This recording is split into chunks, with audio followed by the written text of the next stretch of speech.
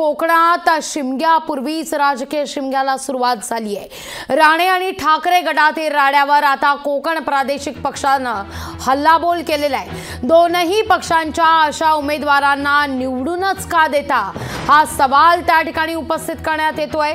ओवेस पेचकर यांनी चिपळूणकरांना हा सवाल उपस्थित करत निलेश राणे आणि भास्कर जाधवांवर गुन्हा दाखल करा अशी मागणी सुद्धा पोलिसांकडे केलेली आहे।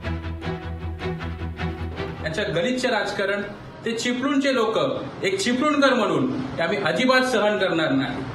आणि मला कोकणवासींना आणि सर्व चिपळूणकरांना असं प्रश्न विचारायचा आहे की अशा लोकांना तुम्ही कसं निवडून देता जे कधीही चिपळूणच्या किंवा पूर्ण कोकणाचा विकासासाठी विधानसभेमध्ये किंवा संसदेमध्ये कधीच भांडत नाही। चिपळूण पोलीस स्टेशनमध्ये येऊन आपण या राजकारणाचा अंत करायला पाहिजे म्हणून एक चिपळूणकर म्हणून एकजूट येऊन पोलीस स्टेशनमध्ये येऊन पोलिसाला कारवाईची आपण विनंती करायची।